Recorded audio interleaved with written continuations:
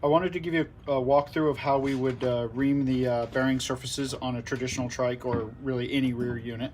And so we have a rear unit with the bearings already removed. We have the tool that I designed. We have 2 wrenches to make it a little easier, and we have retaining compound for when we're reinstalling the bearings. So when I approach this project, the first thing I'm going to do is have my tool handy with this nut run pretty far out, so we have a lot of slack here.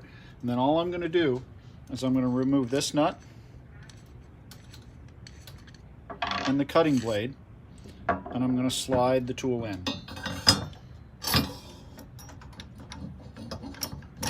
So basically just like that.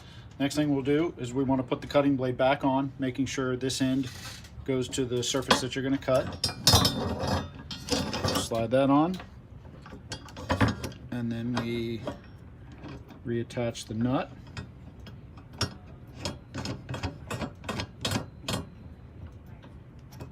Making sure that both nuts are exposed. You have to have it just right so you have enough room.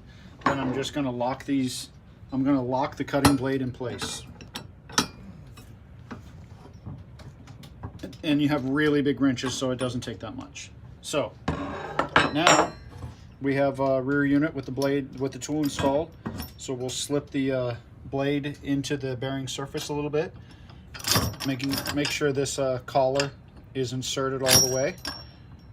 Push that in, and then just add some tension to the spring. So once you have a little tension, you can use these wrenches, or you can use an adjustable wrench, and you'll just start cutting a little bit. Keep in mind, if you're really doing this, I would just use some cutting oil, or some Tri-Flow would work fine. Just go a little bit at a time, keeping in mind you're only having to go 1 bearing thickness deep, so you don't have to go too far, and just add a little tension as you go.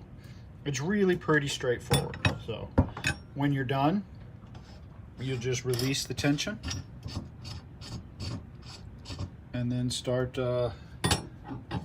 backing the blade out. It'll come out fairly easy. Let's see how I can do that.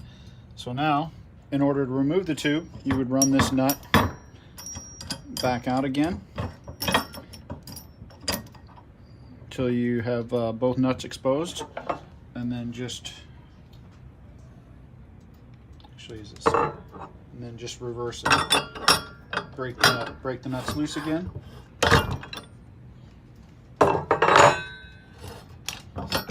Take one of the nuts off. And slide the tool out. Reassemble it, just so you remember the order of everything's. So that's how you would do the inner surface of both sides. To do the outer surface, I'll start a new video to show you how to do the outer surface.